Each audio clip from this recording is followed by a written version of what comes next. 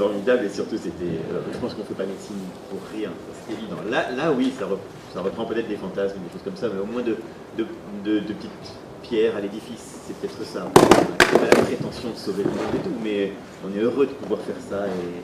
Mais je crois qu'on peut aussi écrire des choses terribles et apporter aussi cette pierre à l'édifice. Ce que vous faites tous, c'est ce qu'on fait tous. Et c'est une autre façon aussi peut-être de se faire. Maintenant, je suis convaincu. Karina, tu achètes aussi des héros, héroïnes?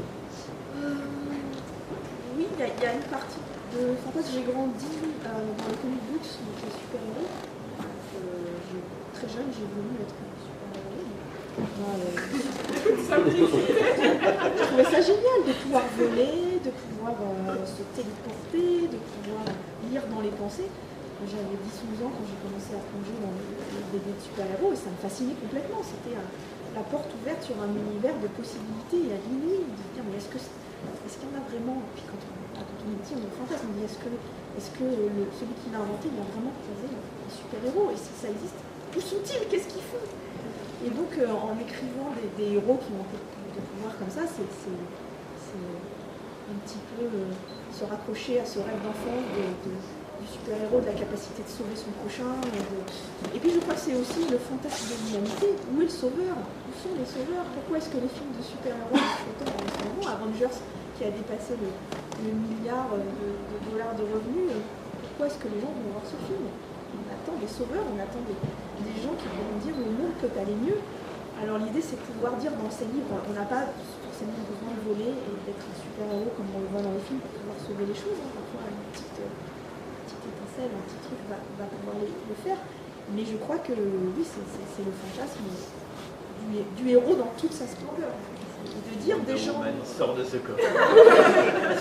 J'aimerais bien. Et pour moi, écoute, je disais de faire cette conférence là sur les super-héros. On m'a dit, tu vas parler du quotidien du super-héros. Je dis non, je vais parler des super-héros du quotidien. C'est joli, oui. Pourquoi vos héros sont-ils des super-héros? Est-ce que c'est nécessaire qu'ils aient des dons, qu'ils aient des facultés que d'autres n'ont pas? Est-ce que ça ne leur enlève pas une part d'humanité? Déjà, le rapport au pouvoir, au super-pouvoir, une fois encore, je pense qu'il a pas mal évolué et nos différents personnages subissent en fait leurs dons et leurs différences plus, voilà, et en souffrent plus qu'ils ne les utilisent. Ça sera l'objet d'un très long apprivoisement de soi-même, peut-être, de réussir à utiliser ces capacités qui finalement sont plutôt des tares, voire des pathologies, en ce qui concerne mon personnage principal, qui est complètement dépassé par les manifestations de son corps en pleine mutation. Et ça, je pense qu'effectivement, c'est quelque chose de nouveau dans la littérature jeunesse. Et qui donne finalement plus de sens à ces personnages qui ne sont pas tout puissants, mais qui ont une part de fragilité. Et c'est en réussissant effectivement à comprendre qui ils sont, en assumant leur humanité, qu'ils réussiront peut-être à maîtriser leur inhumanité. Bah oui, pour moi, c'est à la fois... ce que je disais tout à l'heure, l'exacerbation, ça se dit ça? Ouais, voilà, enfin, un truc, voilà. de ce qu'on est tous. Ce que tu disais aussi, voilà, il y a des gens qui vont avoir le don de danser, il y a des gens qui vont avoir le don de... On a tous des choses en nous, des potentiels. C'est faire ça en plus grand, et du coup en plus romanesque aussi. Mais ça... En fait, je crois que c'est aussi ce que tu disais, hein, le pouvoir ramène à l'humanité. Parce qu'avec le pouvoir vient la responsabilité, donc l'humanité. Ça, c'est Spider-Man. Merde, grillé. Peter Parker, on est d'accord. Oncle Ben. Quel est le copyright? Peter Parker. Je suis absolument d'accord avec Victor et Manon. Oui, je pense que déshumaniser, ça humanise en réalité, et qu'on est toujours dans la métaphore. J'ai un petit peu l'impression de radoter, mais c'est vraiment cette idée-là, c'est amplifier quelque chose qui résonne profondément en nous. C'est juste l'art de la métaphore et de le raconter autrement. C'est le conte, quoi. Enfin, c'est vraiment ça, c'est du conte. on va poser une autre question à Ellie.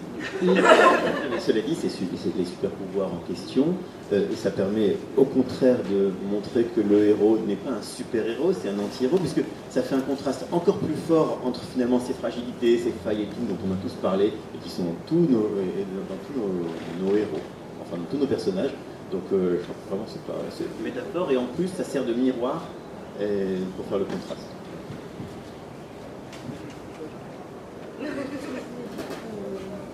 Non, pour moi, le héros, justement, c'est ça, c'est l'humanité. C'est ce que je trouve intéressant, en particulier dans les super-héros, c'est ce qu'on appelle la gestion de la double personnalité.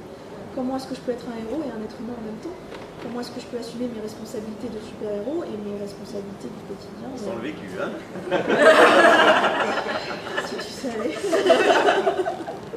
Mais moi, c'est un thème qui me passionne vraiment, et effectivement, tout ça, c'est les questions que le jeune héros va se poser face à tout ce qui lui tombe sur la tête. J'ai un monde à sauver, mais en fait, moi, je voulais pas du tout avoir un monde à sauver, je voulais juste être comme tout le monde, et avoir une petite copine, et m'éclater avec mes potes, et aller au cinéma, et d'un seul coup, j'ai le monde à sauver. Pourquoi moi, déjà et pourquoi je ne peux pas mener une existence normale, et effectivement, ça ramène complètement aux questions de l'humanité, de la simplicité de l'humain, et en même temps de toute sa complexité. Mais il y a l'ambivalence de ça, il y a ce côté j'ai pas envie d'avoir un monde à sauver, j'ai pas envie d'avoir ce poids-là sur mes épaules, et en même temps il y a le côté c'est génial, enfin, j'ai un truc, oui en plus j'ai un truc différent. Enfin, voilà, Marie, et si Saskia ratait son coup? On se fait mal. Alors, en fait, c'est un petit peu plus compliqué que ça, mais évidemment, voilà, c'est le tome 3, donc je ne peux pas en parler, mais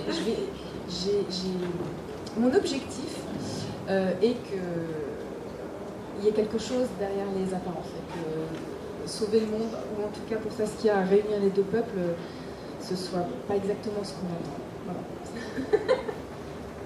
Vous voulez aussi, Ellie, surprendre le lecteur avec vos histoires et avoir des fins peu convenues? C'est prévu. Et comme le tome 5 va bientôt sortir et que c'est le dernier tome, permettez que je laisse Victor répondre.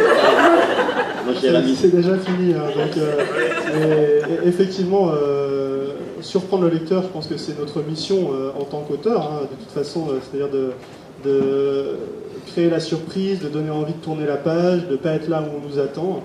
Ça, c'est la force du récit. Hein. Moi, mon 4e tome se situe dans un univers totalement différent des 3 premiers, et néanmoins dans la continuité. Effectivement, je n'en dévoilerai pas plus.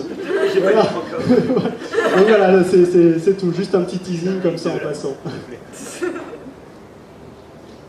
J'aimerais bien qu'on termine cette table ronde en donnant la parole à chacun pour qu'il explique son actualité et ses projets.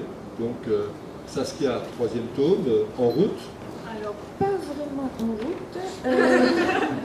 En fait, j'ai écrit un autre livre avant, qui est ce qu'on appelle un one-shot, donc un volume unique, pour la nouvelle collection qui va être annoncée dans 5 minutes, je crois, Young Adult, pour le pré au clair. Dirigé par Xavier Mauméjean. Exactement, voilà. Donc je suis en plein dedans, et ensuite je finis le tome 3 de Saskia. Et les deux devraient sortir au printemps 2013. Ellie? Alors, la chance d'avoir pas mal de choses à faire, donc c'est bien, toujours plus d'ailleurs que je n'ai de temps. Mais là, je suis dans les corrections du tome 5. Je vais retoucher le 1 et le 2 pour la zone américaine, et puis je travaille un petit peu, enfin je donne des éléments pour le film, puisque les droits ont été achetés pour voilà, le film. Warner, un petit Frenchie à Hollywood pour une fois. Hein. Donc voilà, on est en train de leur fournir tout ce qu'on peut, comme en bons américains, ils ne lisent absolument pas le français et que seul le premier tome a été traduit pour l'instant. Donc c'est sur le premier tome que se basera le film. Non, c'est sur la série. Ils peuvent tout faire, puisqu'ils ont acheté, comme ils ont acheté la franchise Harry Potter, ils font la même chose qui s'appelle une franchise, donc ils peuvent faire les casquettes, les t-shirts, 10 films, un seul film. Mais ils veulent les éléments des 5 tomes, donc on traduit en anglais des résumés de 30 pages. On fait C'est la gloire. La gloire, je sais pas, mais en tout cas c'est sympa de se dire que voilà, que nos histoires, nous tous, peuvent plaire un peu partout, et puis font écho et en résonance à des, voilà, dans des populations qui ont une mentalité différente, qui voient les... D'ailleurs, c'est pour ça que je retravaille les tomes 1 et 2, des petites touches seulement et tout, mais parce qu'il y a des façons d'aborder des thèmes qui sont un peu différents d'un pays à l'autre, c'est assez étonnant. Autant l'Asie, par exemple, fonctionne très bien avec notre façon de voir, ils adorent ça. Les Américains ou les Anglais, c'est complètement différent. Il y a des choses qui ne... Donc voilà. Et donc ça prend un petit peu de temps, en plus du travail de création auquel on aimerait. Et les 2 heures de stock, oui. Et des 19 000 à rattraper. Karina, l'actualité? Alors j'ai le 3e tome de la saga de Noven, le 3e et dernier qui est sorti la semaine dernière, donc Les Cracheurs de Lumière. En septembre, j'ai le 1er tome de Phoenix qui sort chez Robert Laffont, chez Robert Laffont pour la collection R. Donc grosse aventure là. Ce sera une histoire en 2 tomes, une duologie comme on dit maintenant. Et puis en novembre, pour les fans qui l'attendent, puisque j'avais la quête des livres mondes qui était une trilogie, l'éditeur Intervista s'est arrêté en plein milieu, donc je me suis retrouvée un peu avec une horde de lecteurs qui attendaient le 3e tome avec impatience et qui étaient frustrés tout autant que moi. La Talente qui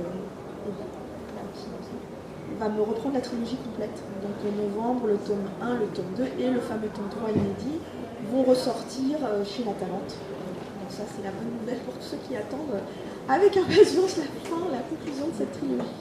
Manon?